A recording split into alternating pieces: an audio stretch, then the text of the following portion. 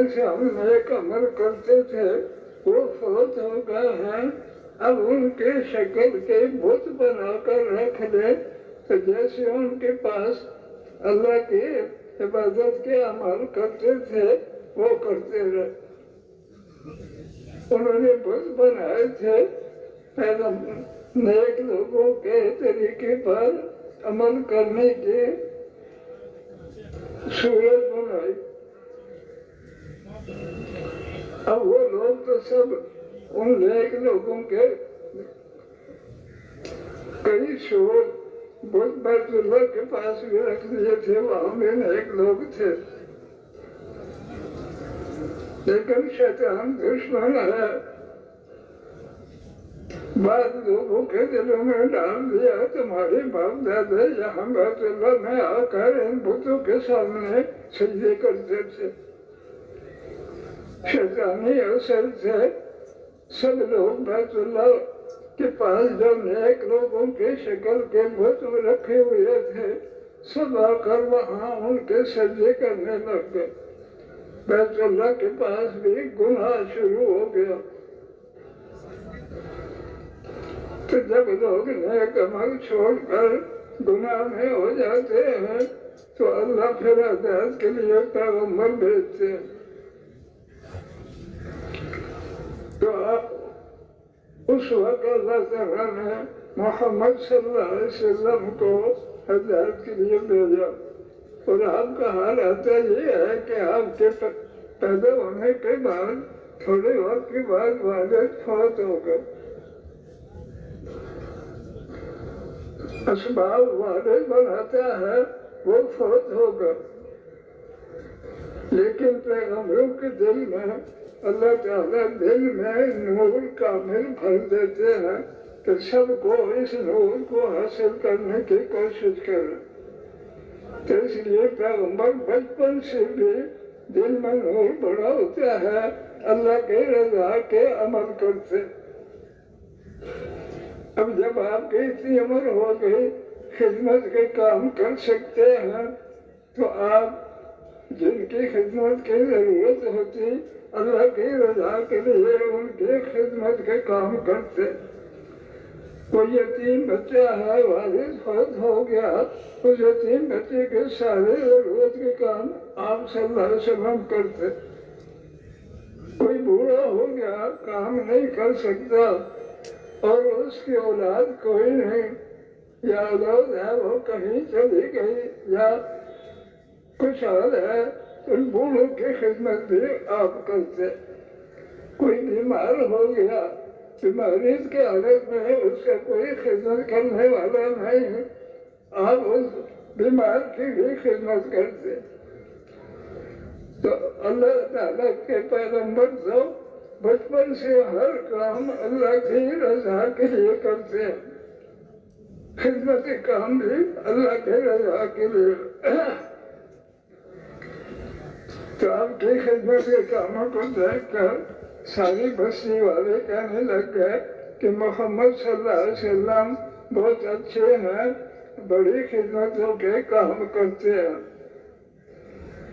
آپ اللہ کے رضا کے لیے خدمت کے کام کرتے اور جو اللہ کے رضا کے اعمال دل میں تھے ان عملوں کو کرتے۔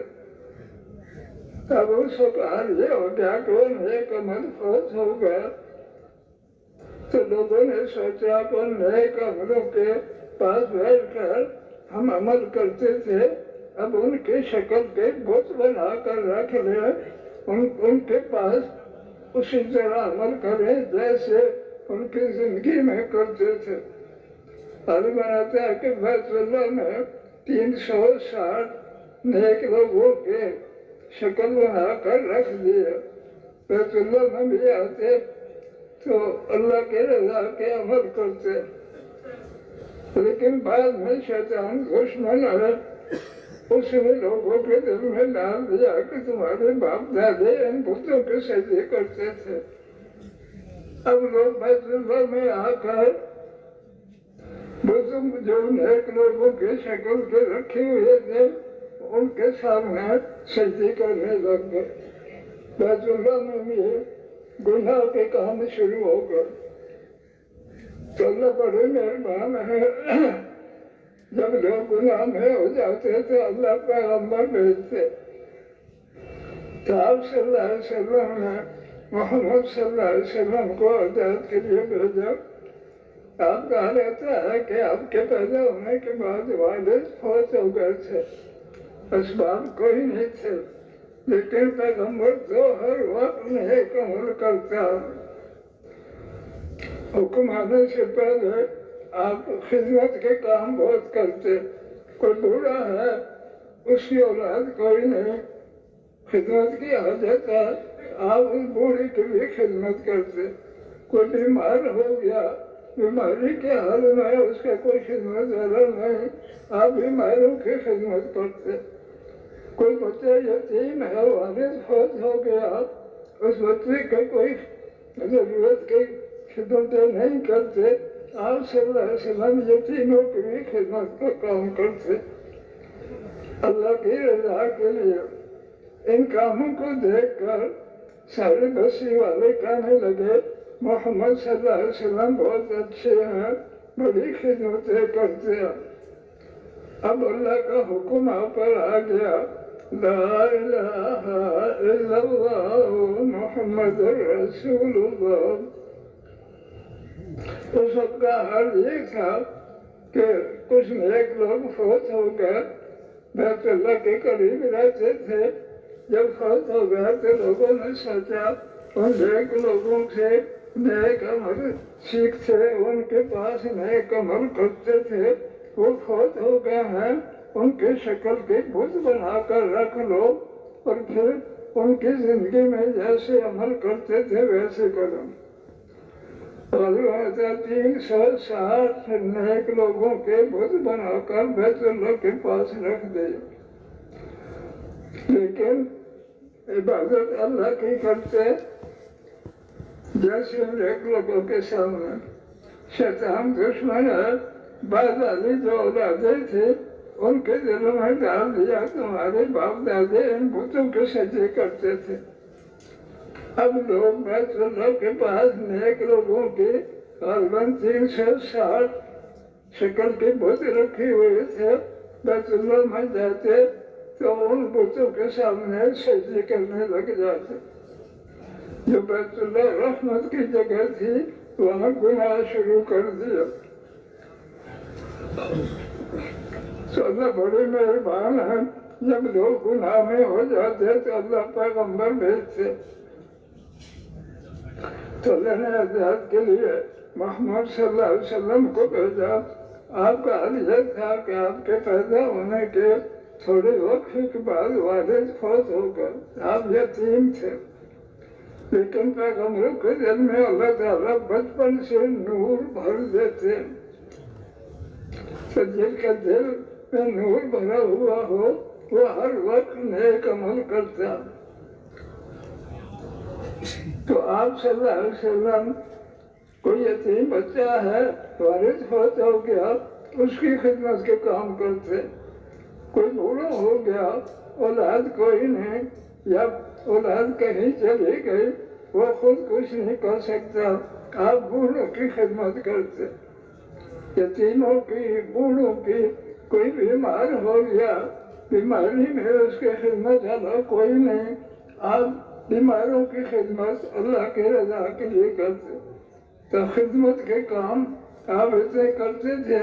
لوگ کہنے لگ گئے محمد صلی اللہ علیہ وسلم بہت اچھے مرد ہیں، بڑی خدمتیں کرتے ہیں.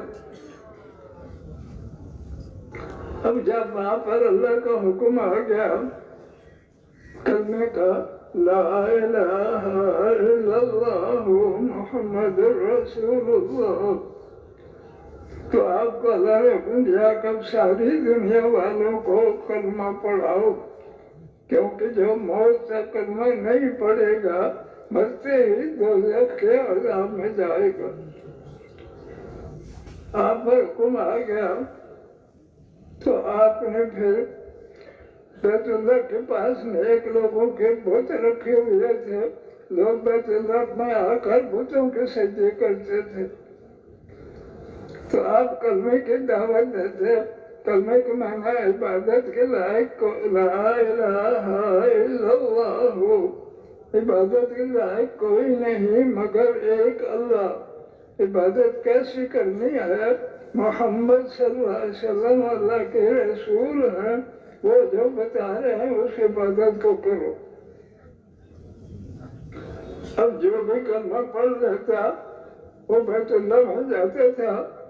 عام لوگ تو نیک لوگوں کے جو بت رکھے ہوئے تھے ان کے سامنے سجدے کرتے، لیکن کلمے کا معنی یہ ہے عبادت کے لائق کوئی نہیں مگر ایک اللہ۔ اور عبادت کیسی کرنی ہے؟ محمد صلی اللہ علیہ وسلم اللہ کے رسول ہیں، انہوں نے جو عبادت بتائی وہ کرنی ہے۔ تو کلمہ پڑھنے والے تھے بیت اللہ میں جا کر بت 360 رکھے ہوئے تھے، وہ کسی بت کا سجدہ نہیں کرتا تھا۔ اور عام لوگ بتوں کے سجدے کرتے تھے، جو سجدہ نہ کرتا اسے کہتے یہاں ان کے سامنے سجدہ کرو۔ تو کلمہ پڑھنے والا جب کسی سجدہ نہیں کرتا تو کلمہ پڑھنے والا سجدہ نہ کرتا تو کافی اسے مارتے کہ یہاں کیوں نہیں سجدہ کرتا ہمارے کہنے سے۔ بات ہے بعض کو اتنا مارا ان کے مارنے سے وہ فوت ہوگا۔ اور جو کلمہ پڑھ لیتا بیت اللہ کے پاس 360 بت نیک لوگوں کے رکھے ہوئے تھے، وہ سجدہ وہاں نہیں کرتا تھا، نماز پڑھتا، طواف کرتا۔ اور حج پر جو آتے تو ہر علاقے والے پوری جماعت ٹھہرتے تھے، تو آپ صلی اللہ علیہ وسلم ہر جماعت کو دعوت دیتے۔ تو ایک سال مدینے والے کو چھوڑے آئے، ان کو دعوت دی، ان سب نے کلمہ پڑھ لیا۔ پھر دوسرے سال حج پر کچھ زیادہ آئے، ان کو دعوت دی، انہوں نے بھی کلمہ پڑھ لیا۔ غالباً تیسرے سال مدینے والے کو 70 کے قریب آئے، ان کو دعوت دی، انہوں نے بھی کلمہ پڑھ لیا۔ تو انہوں نے کہا کہ یہاں والے سارے لوگ آپ کا کلمہ نہیں پڑھتے، اللہ نے ہمیں کلمہ پڑھنے کی توفیق دی، آپ ہمارے ساتھ مدینہ چلو۔ آپ نے فرمایا کہ میں تو ہر کام اللہ کے حکم سے کرتا ہوں، جب تک اللہ کا حکم مکہ چھوڑنے کا نہ آئے تو میں مکہ چھوڑ کر کہیں نہیں جا سکتا۔ پھر انہوں نے کہا کہ آپ اپنا صحابی کو ہمارے ساتھ بھیج دے جو ہمارے ساری بستی اور سارے علاقے کو کلمہ پڑھا۔ تو آپ نے کوئی صحابی ان کے ساتھ بھیج دیے۔ اس صحابی کے جانے سے مدینے والوں نے بھی اکثر نے کلمہ پڑھ لیا، اور پھر وہ جماعت بنا کر دوسری بستی میں جاتے، ان کو دعوت دیتے، تو اکثر بستی میں لوگ اکثر کلمے پر آ گئے۔ اب مکے کے جو آپ کا کلمہ نہیں پڑھتے تھے، انہوں نے سوچا کہ ہمارے باپ دادے تو سب بتوں کے سجدے کرتے تھے اور محمد صلی اللہ علیہ وسلم روک رہا ہے بتوں سے، ان کو قتل کر دینا چاہیے۔ انہیں سوچا کہ سارے قبیلے سے قاتل مقرر کیے جائیں، سارے قبیلے والے قاتل بنیں گے تو ان کے رشتہ دار سارے قبیلوں کا مقابلہ نہیں کر سکیں گے۔ تو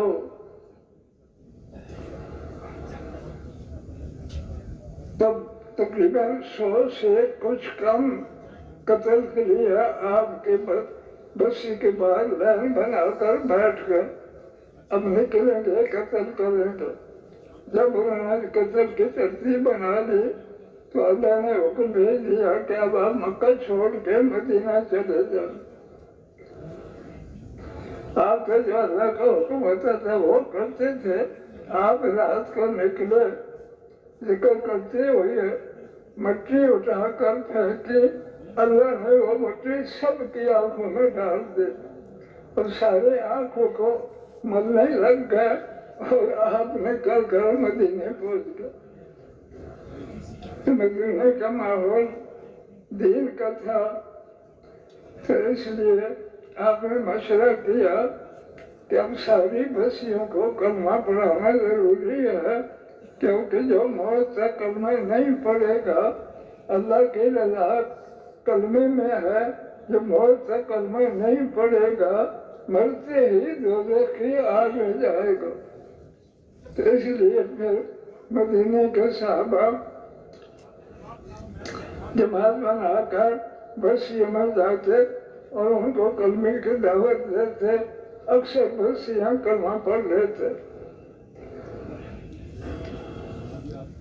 اور جو کلمہ نہ پڑھتا تو اسے کہتے کہ اس بستی میں تم نہیں رہ سکتے، جب کلمہ نہیں پڑھتے اسے کہتے نکل جاؤ یہاں سے، جو کلمہ نہ پڑھتے ان کو نکال دیتے۔ تو اس طرح مدینے کی کافی بستیاں بھی کلمے اور نماز پر آ گئی۔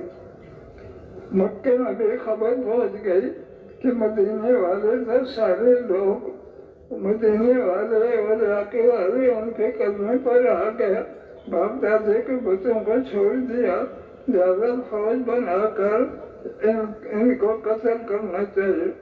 کافر شیطان نے دل میں ڈالا، مکے والے فوج بنا کر آ گئے۔ آپ تک خبر پہنچ گئی کہ مکے والے فوج لے آئے، تو آپ نے صحابہ سے کہا کہ وہ فوج مدینے میں نہ آئے، جہاں ٹھہری ہوئی ہیں وہیں جا کر ان کا مقابلہ کیا جائے۔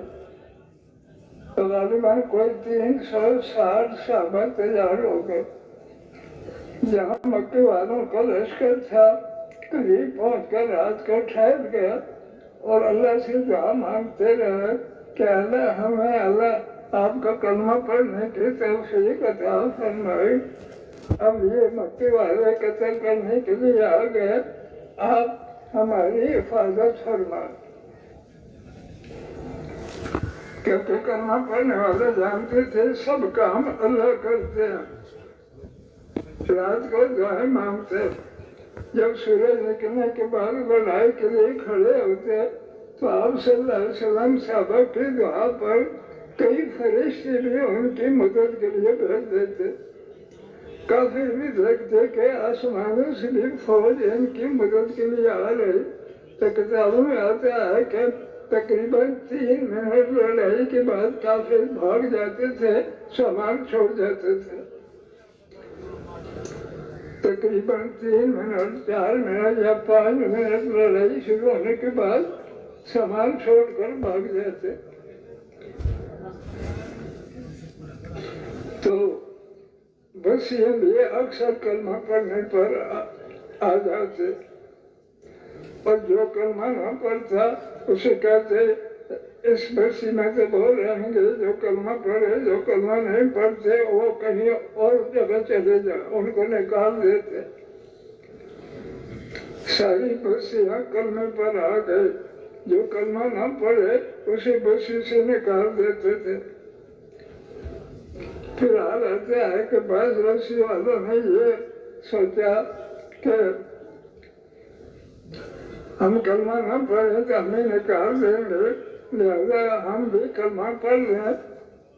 دل سے نہیں مانتے، صرف مسلمانوں کو دھوکہ دینے کے لیے کہ ہم بھی کلمہ والے بن گئے، وہ کلمہ پڑھ لیتے، اور ظہر اور عصر کی نماز میں سورج کی روشنی ہوتی تھی تو اس وقت بھی نماز میں کھڑے ہو جاتے تھے۔ مغرب عشاء صبح میں پوری روشنی نہیں ہوتی تھی، اس وقت مسجد میں نہیں آتے تھے۔ تو اللہ کا حکم آ گیا کہ جو کلمے کو دل سے نہیں مانتے، بستی میں رہنے کے لیے کلمہ پڑھنے لگ گئے ہیں اور ظہر عصر کی نماز میں کھڑے ہو جاتے ہیں، نماز کو نہیں مانتے، یہ منافق ہیں۔ جو دل سے نہیں مانتے، دھوکہ دینے کے لیے کلمہ پڑھتے ہیں، یہ بھی مرتے ہی دوزخ کے عذاب میں جائیں گے، کیونکہ کلمہ پڑھنا دل سے حق مان کر، نماز پڑھنا اللہ کا حکم مان کر، تو اس وقت برکتیں آتی ہیں۔ مسلمانوں کو دھوکہ دینے کے لیے کلمہ پڑھنے لگ جائے اور ظہر عصر میں نماز میں کھڑا ہوتے رہے تو اللہ کو حکم آ گیا یہ منافق ہے، مسلمان نہیں ہے، منافق ہے، یہ بھی مرضی ہی دوزخ کے عذاب میں جائے گا، کیونکہ اصل حق یہ ہے کہ دل سے حق مان کر کلمہ پڑھنا، پھر اللہ کے حکم کو حق مان کر نمازیں پڑھنا، روزہ رکھنا، زکوٰۃ دینا، حج کرنا، ان عملوں کو جو کرے گا اس پر جنت کی نعمتیں ملیں گی کلمہ پڑھنے کے بعد۔ تو اس اور پھر یہ بھی آپ نے طے کر دیا کہ ساری دنیا میں جو کلمہ نہیں پڑھے گا وہ دوزخ میں جائے گا، اس لیے آپ نے حج کے موقع پر فرما دیا اب ساری دنیا والوں کو کلمہ پڑھانے کی کوشش کرو۔ اس آتا ہے کہ صحابہ پھر ہر سال 4 مہینے یا 6 مہینے جس ملک کا مشورہ ہو جاتا وہاں جا کر لوگوں کو کلمہ پڑھاتے، جو کلمہ پڑھ رہے تھے ان کو پھر سنتے بھی سکھلاتے، اور جن کی فوج ہوتی وہ کہتے ہم تم سے لڑائی کریں گے، تو لڑائی کرتے تھے، کتاب میں آتے ہیں کہ جو 3 منٹ لڑائی کے بعد وہ بھاگ جاتے، سامان بھی چھوڑ جاتے۔ صحابہ سے جو کافی لڑائی کرنے کے لیے کھڑے ہوتے تو تقریباً 3-4 منٹ بعد پھر بھاگ جاتے، سامان چھوڑ جاتے، اور جو کلمہ پڑھ لیتے صحابہ ان کو پھر نمازیں سنتے سکھلاتے، اور ان کو بھی کہتے کہ ہر سال 4 مہینے 6 مہینے کافر کو کلمہ پڑھانے کی کوشش کرو۔ اس لیے صحابہ سے جو کلمہ پڑھتے ہیں ان کا نام تابعین کہتے ہیں، اور تابعین بھی پھر ہر سال 4 مہینے یا کم و بیش مشورے سے اللہ کے راستے میں لگاتے تھے۔ تو بعض واقعہ آتے ہیں کہ کچھ صحابہ ایسے تھے کہ اگر کوئی پوری جماعت تیار نہ ہوئی تھی وہ اکیلے بھی کافروں کے ملک میں چلے جاتے، ان کو کلمہ پڑھاتے۔ ایک کافروں کے ملک میں ایک صحابی اکیلے آئے، موت تک ان کو کلمہ پڑھاتے رہے، پھر فوت ہو گئے۔ جو ان کلمہ پڑھنے والوں نے ان کی قبر بنا دی، اس قبر پر لکھ دیا کہ یہ صحابی تھے اور آ کر لوگوں کو کلمہ پڑھاتے، سنتے پڑھاتے۔ اکثر تب جماعت بن کر جاتے، لیکن بعض موقع پر جماعت میں تیار ہوتی تو صحابہ کوئی اکیلے بھی کافر کے ملک میں جا کر ان کو کلمہ پڑھاتے۔